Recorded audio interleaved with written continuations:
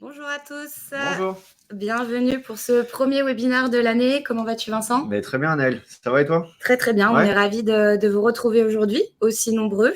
Peut-être qu'en introduction, on va se présenter. je t'en prie, honneur aux dames. Donc enchantée, Anaëlle, je m'occupe de l'équipe commerciale France et UK chez Lengo et notre mission au quotidien est donc d'accompagner et d'aider les marchands, qu'ils se lancent ou qu'ils soient déjà matures dans le développement de leur stratégie online. En effet, comme tu dis, notre mission, je fais partie de l'équipe d'Anaël. Je suis business developer sur la France et comme l'a précisé Anaël, notre mission étant d'aider les e-commerçants à bien gérer leur e-commerce à travers la solution Lengo.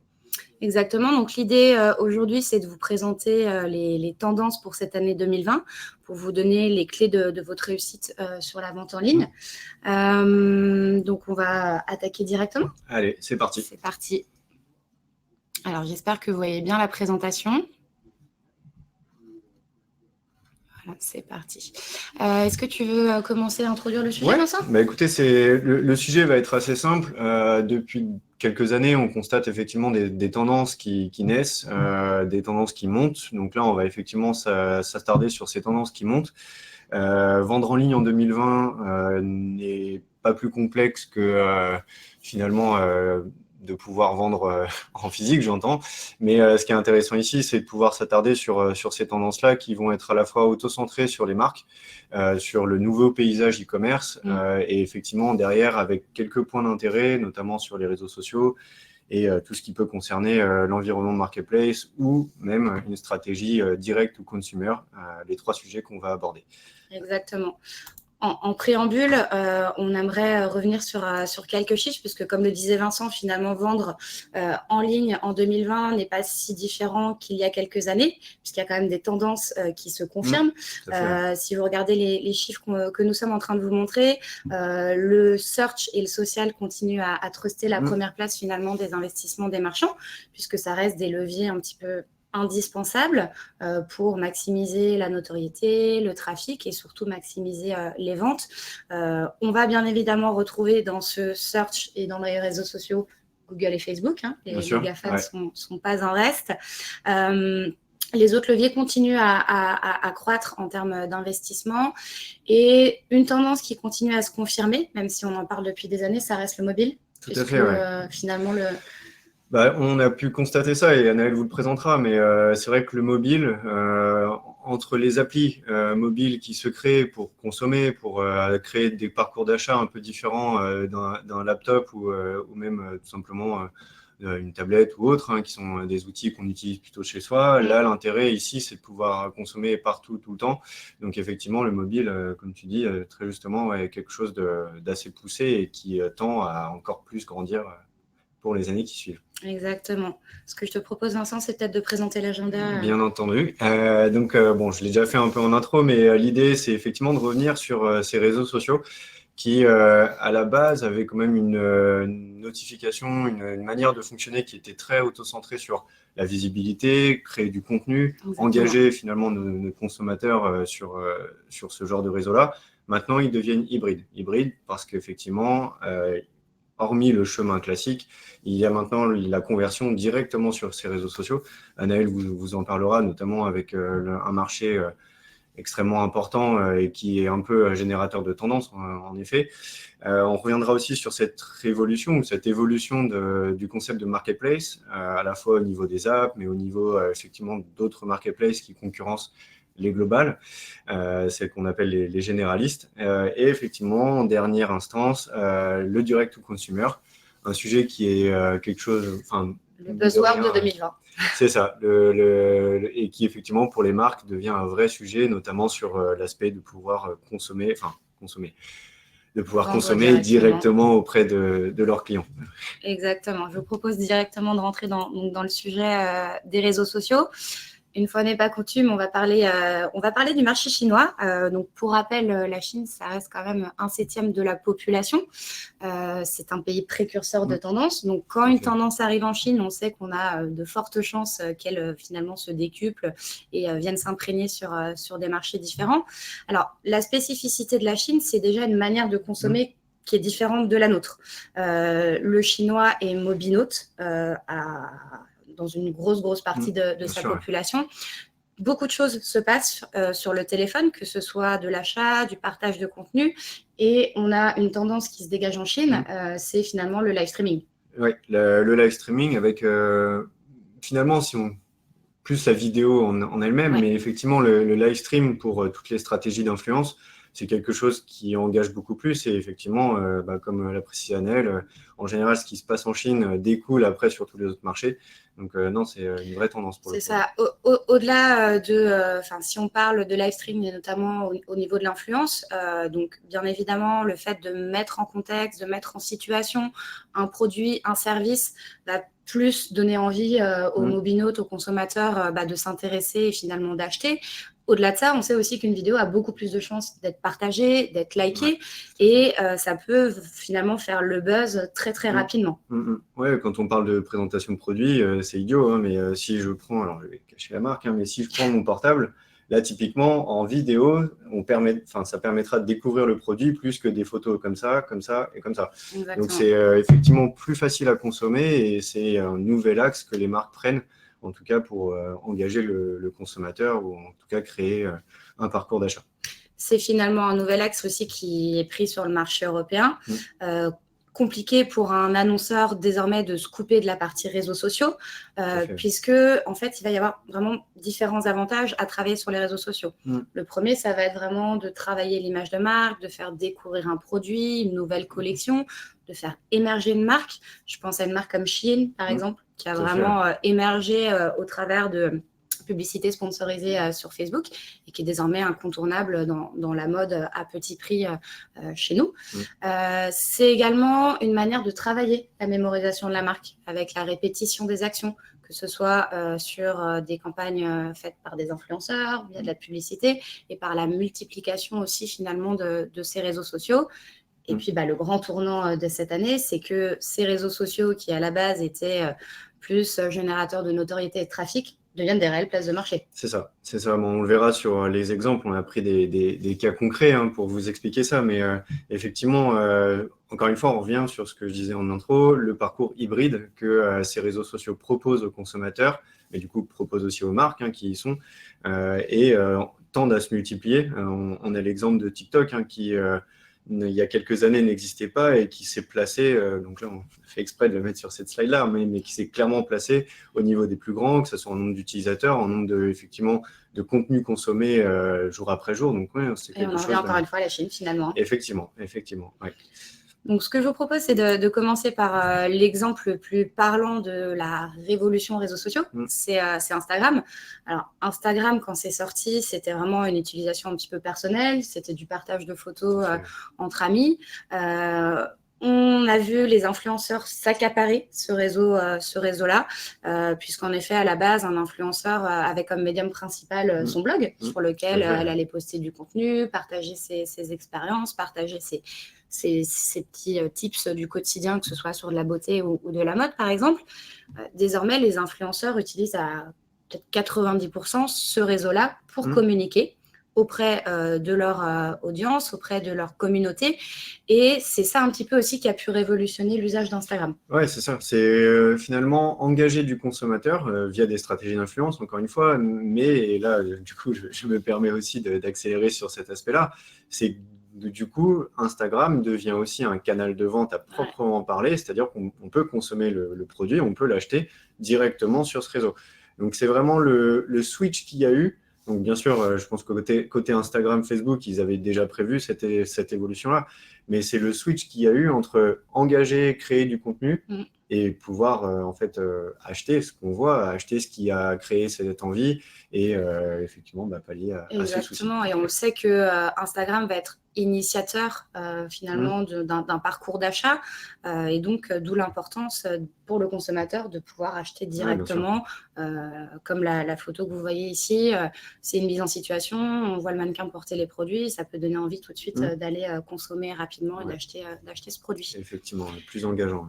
Exactement, peut-être que tu peux nous faire le comparatif avec Pinterest. Bien sûr. Il y a une notion qui reste assez importante, et je vais l'illustrer avec Pinterest, c'est le parcours d'achat. Parce que maintenant, puisque les réseaux sociaux sont devenus un canal de vente, il faut s'intéresser à cet aspect de parcours d'achat qui peut être plus ou moins long, plus ou moins réfléchi.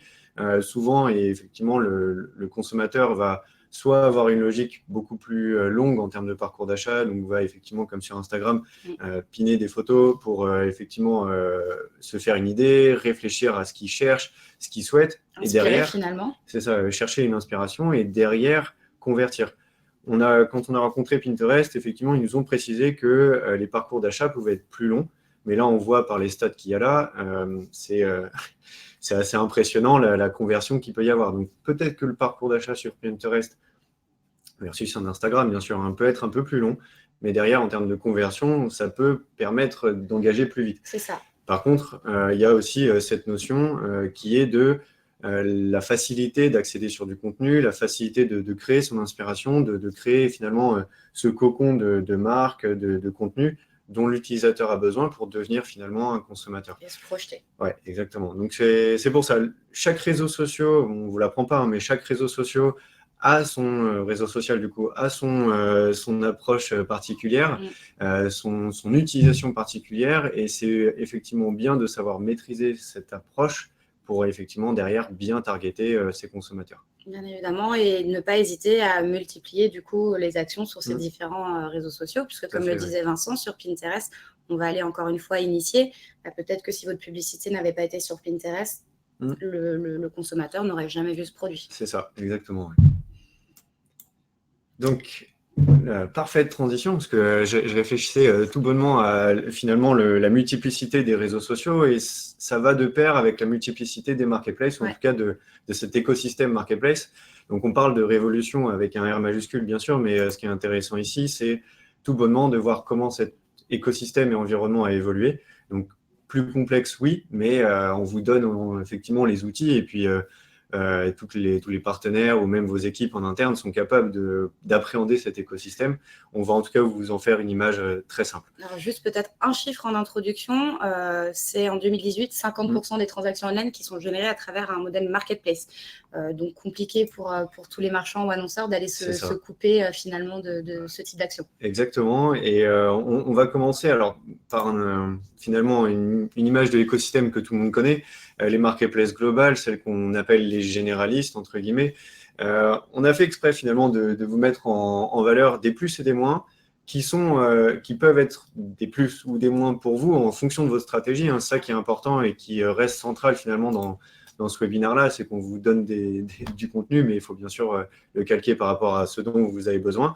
Et ce qui est intéressant sur ces marketplaces-là, c'est qu'il y a effectivement une notion de génération de trafic qui est hyper importante. On ne va pas se voiler la face. Amazon surclasse toutes les autres marketplaces sur la France, typiquement.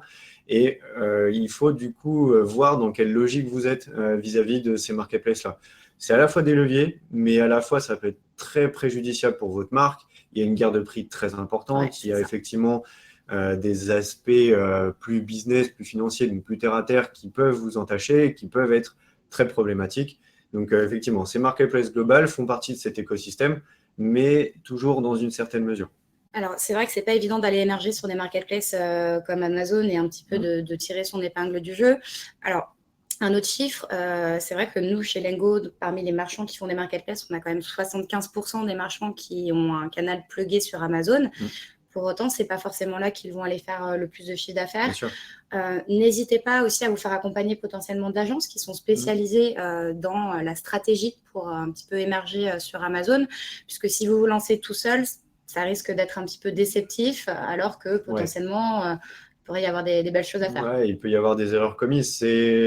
Aucun canal de vente ne doit être pris à la légère. Ça, on ne vous l'apprend pas, bien sûr. Mais c'est vrai que c'est un conseil qu'on donnera à n'importe quelle personne qui souhaite se lancer là-dessus. Il faut toujours réfléchir. Alors, challenger peut-être la marketplace. Bon, c'est difficile de challenger en Amazon, mais dans l'idée, ce serait effectivement de se rapprocher de votre chargé de compte, qui est quand même là pour ça aussi, de vous aider à bien vous lancer, ou alors par le biais d'une agence ou d'un autre partenaire. Exactement. Belle transition du coup pour l'autre volet. Oui, tout à fait. L'écosystème tend à se diversifier. Donc, on a reçu l'annonce ce matin, un Mano Mano qui vient de lever encore 125 millions. On ne va pas se tromper dans les chiffres. Après avoir levé 110, en fait, par ce biais-là, on voit effectivement la montée en puissance de marketplace local, de marketplace vertical sur les secteurs. Local, donc en Mano Mano, effectivement, est centré sur l'Europe. à commencer bien sûr sur la France, mais on voit effectivement une montée en puissance de ces marketplaces beaucoup plus spécifiques. Je vais prendre l'exemple d'un Walmart. À la base, c'est un supermarché, une chaîne aux US.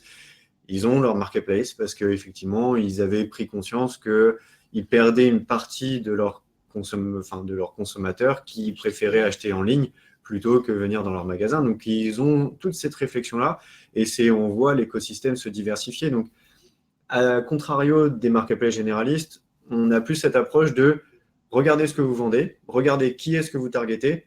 Et finalement, la réponse ne se situera pas forcément chez nos marketplaces généralistes, mais plus vers des marketplaces locales et verticales.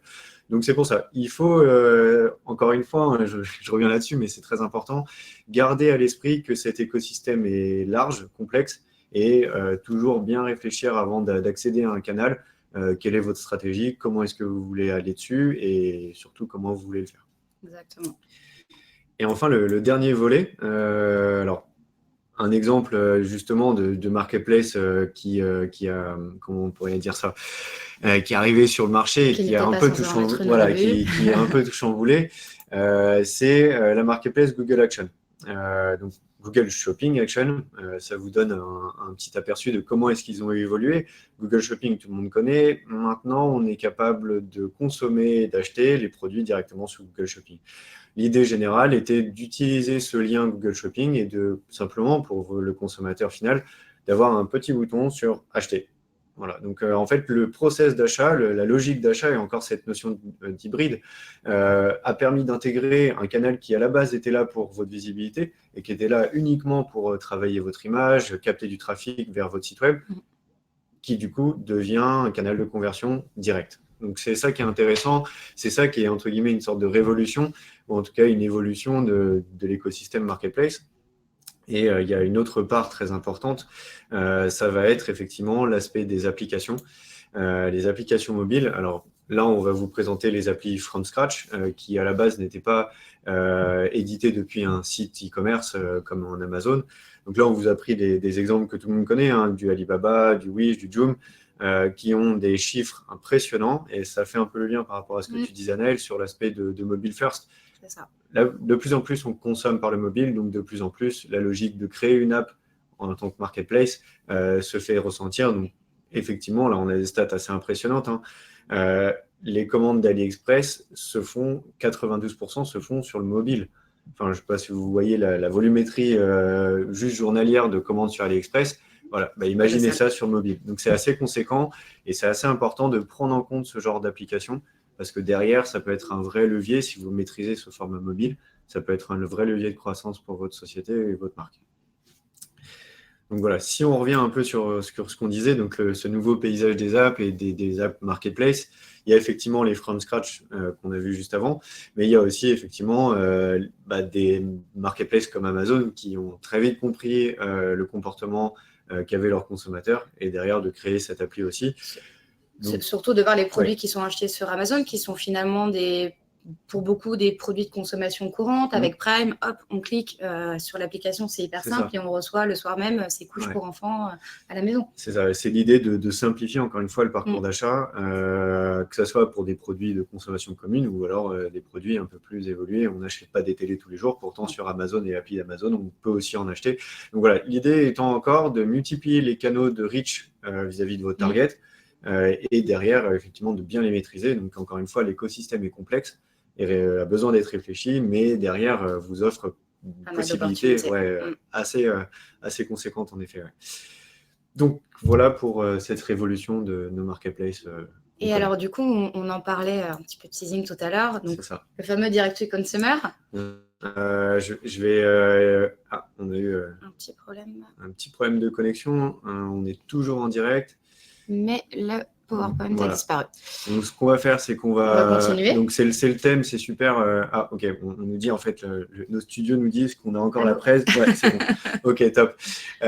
Donc, le direct to consumer, je fais une rapide intro, après je laisserai Anaëlle la main.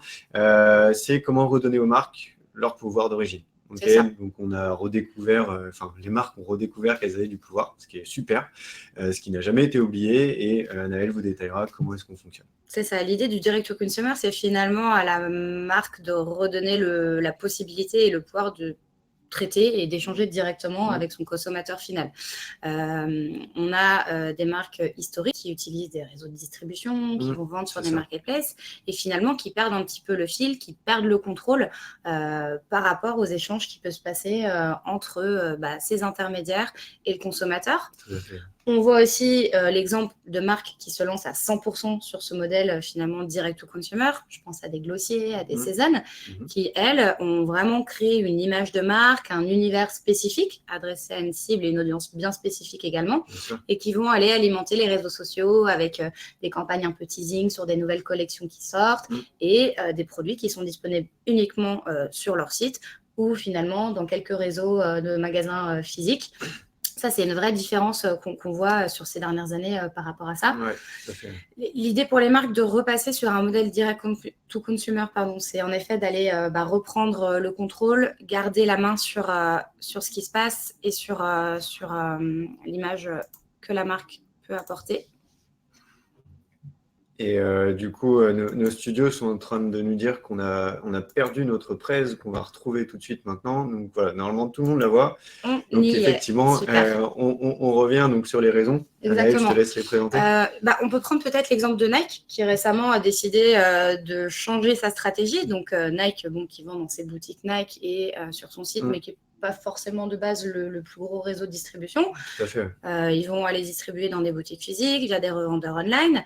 Et là, il y a une vraie stratégie de reconcentration, de sélection vraiment granulaire et spécifique des réseaux de distribution avec lesquels ils vont travailler. Ils se sont coupés d'Amazon. Et l'idée derrière, c'est aussi de reprendre la main et d'être plus rentable sur les stratégies mises en place. C'est ça. En fait, la base des réseaux de distribution, c'était soulager les marques, soulager les fabricants de finalement réfléchir à comment toucher leurs consommateurs plus rapidement.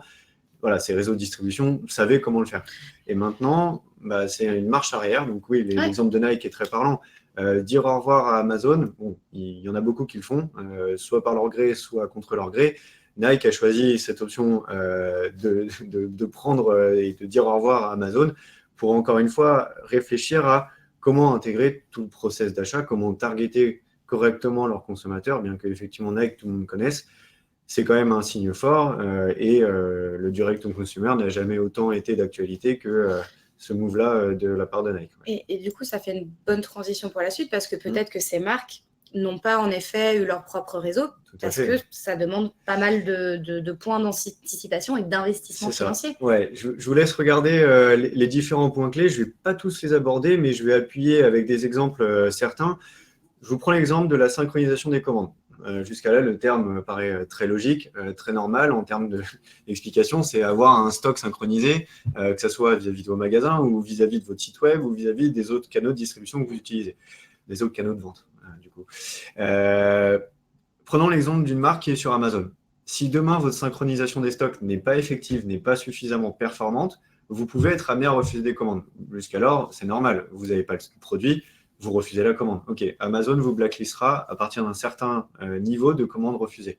Revenir sur Amazon, c'est, pardonnez-moi l'expression, mais la croix et la bannière. Donc, pour le coup, ça peut engendrer des pertes business qui sont hyper importantes. Donc, si vous n'êtes pas prêt, si cette synchro de stock, techniquement parlant, n'est pas effective, vous pouvez vous cracher. Et ça peut être très dommageable pour votre société. Je vous prends l'exemple de la gestion multicanal. C'est une autre forme de gestion pour effectivement avoir eu l'exemple pour Printemps. Printemps reste quand même une société que tout le monde connaît où effectivement vous avez Place des Tendances avec les magasins Printemps. L'intérêt de créer un click and collect se fait sentir parce qu'on a effectivement beaucoup de touristes qui viennent au printemps pour consommer. Ils peuvent, imaginons, ils s'ennuient à l'aéroport, ils peuvent tout à fait consommer sur Place des Tendances et être livrés en magasin. Ça, c'est la vraie méthode de consommation. C'est ça, d'aller rechercher online. Exactement. Le process est hyper simple, tel qu'on le présente là. À mettre en place, c'est extrêmement complexe. Et pareil, une mise en place d'une logistique multicanal, c'est pas anodin, ça se réfléchit. Donc, tous ces points clés, finalement, sont à anticiper pour éviter un crash. Bon, le terme de monumental est peut-être un peu fort, mais vous avez compris l'idée. C'est d'éviter ce genre de crash-là qui, derrière, ne sera plus un succès de DNVB, comme on a pu voir avec Cézanne ou Teddy Bear, mais pourra se transformer en fiasco. Donc, encore une fois, il faut toujours regarder côté stratégie, qu'est-ce que vous souhaitez faire, où est-ce que vous souhaitez aller, et comment est-ce que vous souhaitez le faire. Ces points clés, c'est vraiment des points clés standards. Après, il y a des points clés qui vont être très centrés par rapport à vos produits ou par rapport à vos stratégies. Donc, encore une fois, tout se réfléchit. L'intérêt ici du webinaire, c'est juste de vous mettre en lumière ces points clés, de vous mettre en lumière ces différents canaux de distribution, ces différents nouveaux canaux. Et effectivement, on espère que ça vous donnera matière à réflexion, ou en tout cas matière à correction si vous êtes déjà bien avancé. Exactement.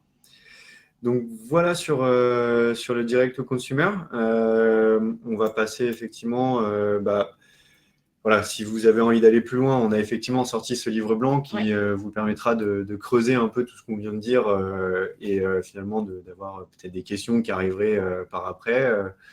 N'hésitez pas, téléchargeable sur le site internet de Lengo, assez complet, qui vous donne des premières billes déjà, tout à fait, si vous souhaitez vous lancer dans cette stratégie.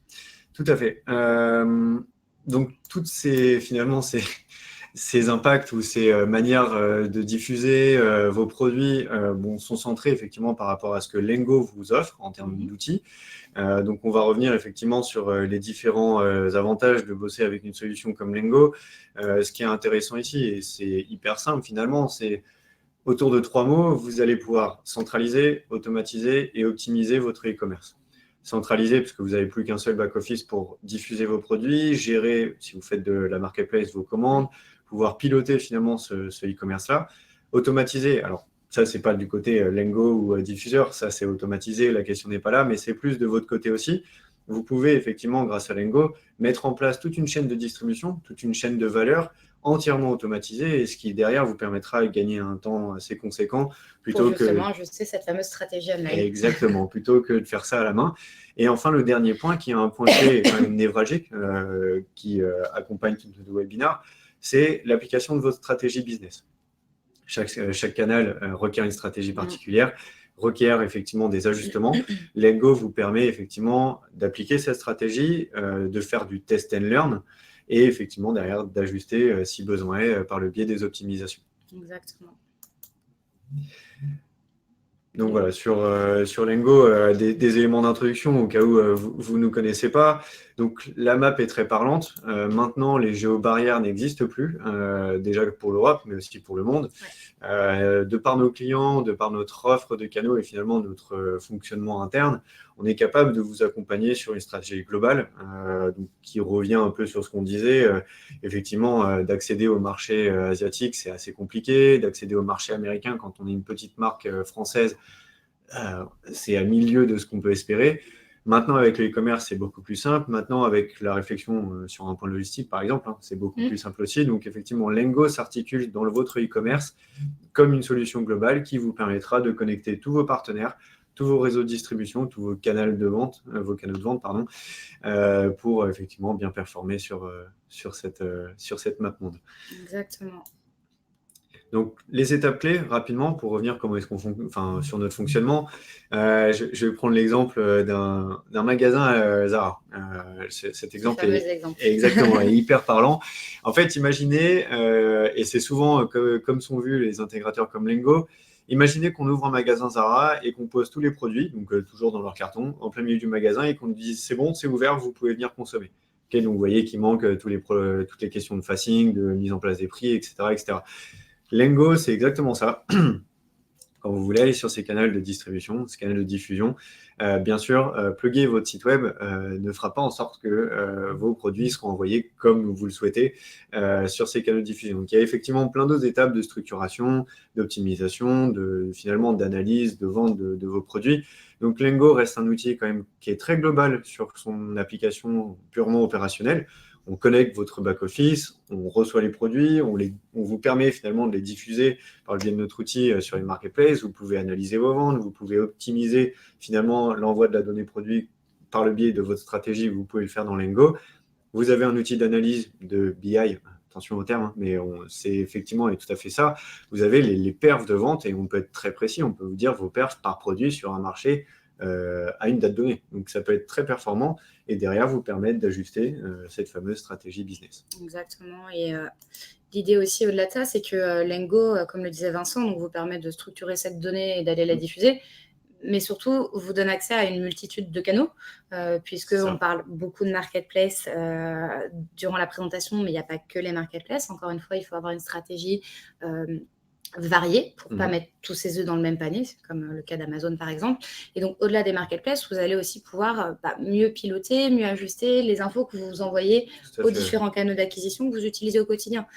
Ça peut être de l'affiliation, ça peut être les réseaux sociaux, ces fameux réseaux sociaux, toutes vos stratégies sur Google. Donc vraiment, c'est hyper complet et on vous donne accès à plus de 1600 canaux sur différents marchés. C'est ça, exactement. Au-delà de ça, en effet, après avoir mis en place ces actions, vous allez pouvoir prendre des décisions, analyser les KPIs, donc que ce soit les KPIs liés aux canaux d'acquisition ou au marketplace, pour prendre des décisions, ajuster la stratégie. Donc, comme Vincent le disait, c'est un petit peu du merchandising. Finalement, tel et tel produit se vend très bien sur ce canal, mais pas celui-ci. Je vais maximiser mes budgets mes budgets d'acquisition sur ce produit. C'est ça, c'est ça. C'est pas anodin finalement, parce que derrière, effectivement, on parle d'un sujet très terre à terre, qui est comment gagner plus d'argent. Et le rentabiliser surtout. Exactement, ouais. Donc Lengo va être vraiment un levier là-dessus, que ce soit pour intégrer globalement votre e-commerce, hein, comme l'a dit Anaëlle, la multitude des canaux qui existent, hein, que ce soit des choses très simples, Google Shopping, à des choses un peu plus complexes comme du local ads. Effectivement, Lengo vous permet et encore une fois, on parle d'accroissement des ventes, accroissement du budget, développement de votre marque, que ce soit visibilité ou même tout bonnement businessment parlant. Exactement. Et du coup, voilà, donc c'est vrai que c'est des choses que l'on travaille avec toute typologie de marchands et surtout sur toute typologie de secteur, comme vous pouvez le voir sur cette petite map des différents marchands avec lesquels on travaille. Est-ce que tu veux rajouter un mot là-dessus, Vincent ? Ouais, bien sûr. En fait, bon, hormis les grands noms, parce qu'on en est fiers, hein, c'est des clients parfois de longue date, donc c'est toujours un plaisir d'en parler. Mais ce qui est intéressant ici, c'est la pluralité des secteurs. Donc la pluralité aussi des tailles d'entreprises avec lesquelles on travaille. Il n'y a pas bien sûr que ces clients-là. Finalement, un Lengo va rester, et encore une fois, ces questions de e-commerce va rester un outil qui s'adressera à tout le monde. N'importe quelle personne qui souhaite s'engager sur du e-commerce, aussi bien en termes d'acquisition de trafic que de canal de distribution, Lengo va effectivement s'appliquer. Et encore une fois, quel que soit le secteur auquel vous appartenez, quel que soit le pays auquel vous appartenez aussi. Donc, c'est ça qui est important de retenir. Ouais. C'est pouvoir vous aider qui que vous soyez. Exactement. C'est très beau comme phrase. Donc, ce qu'on vous propose de notre côté, c'est terminé. C'est place aux questions. Si vous avez des questions à nous poser, s'il y a des choses sur lesquelles vous souhaitez qu'on revienne. Alors, tac. Alors, pour la présentation, alors je rebondis sur votre question, Océane. Pour la présentation, on vous la transmettra hein, sans souci via un mail juste après le webinaire. Vous aurez aussi le replay pour nous revoir encore une fois, au cas où ça soit passé un peu vite.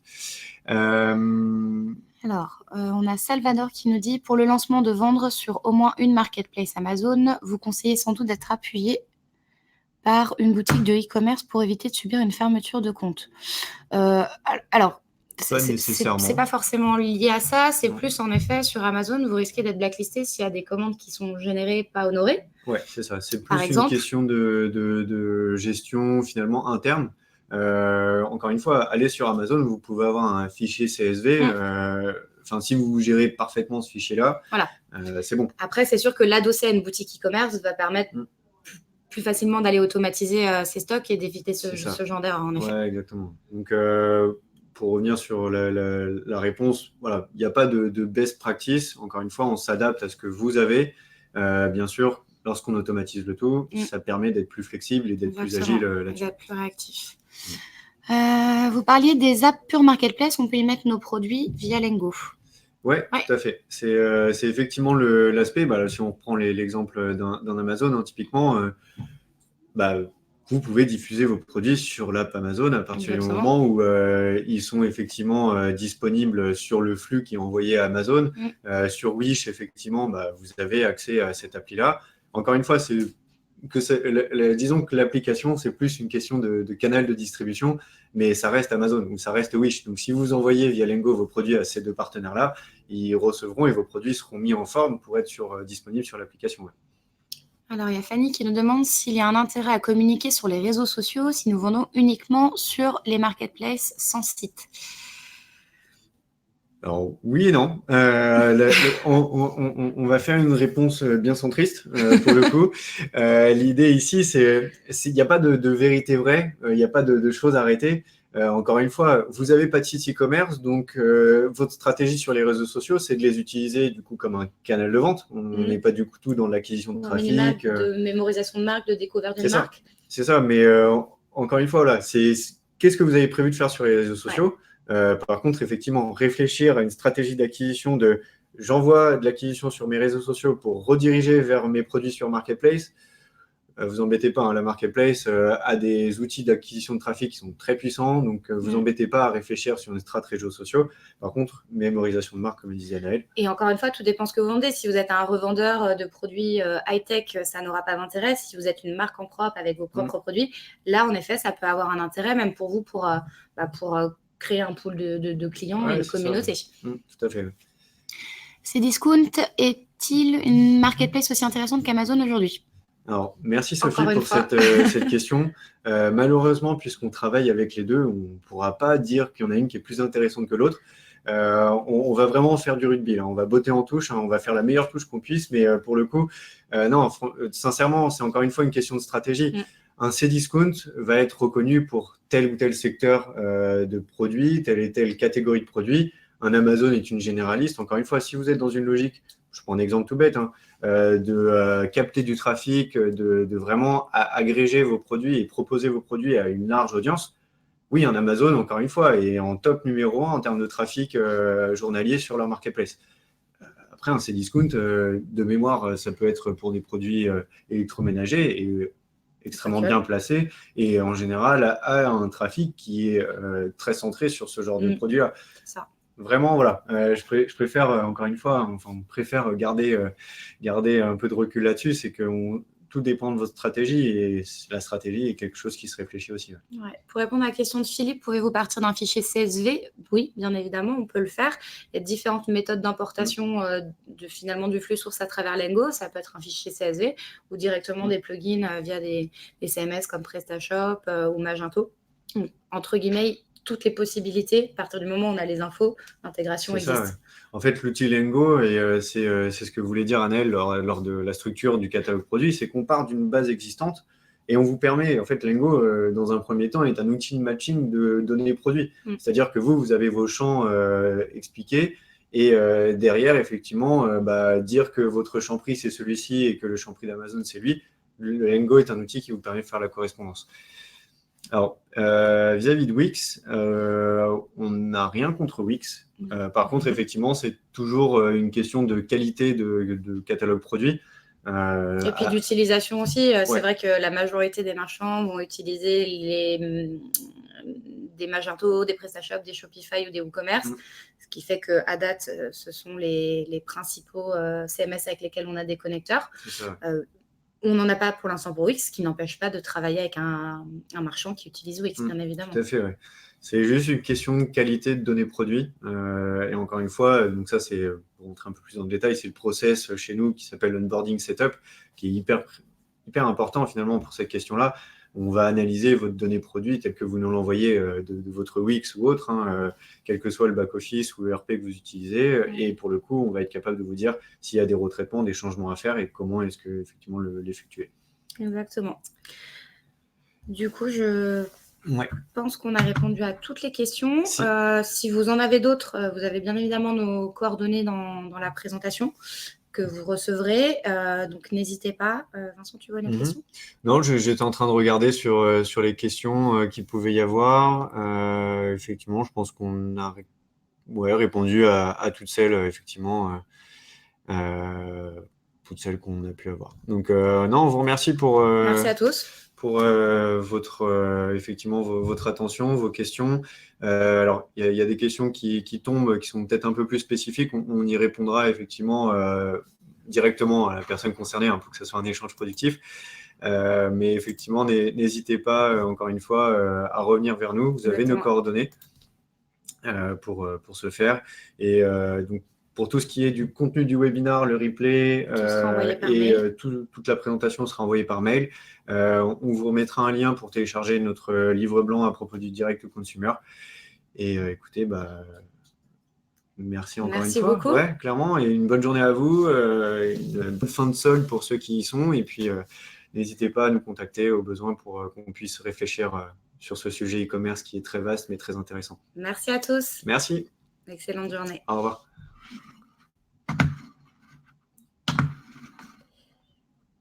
Et en fait, on nous entend encore. Et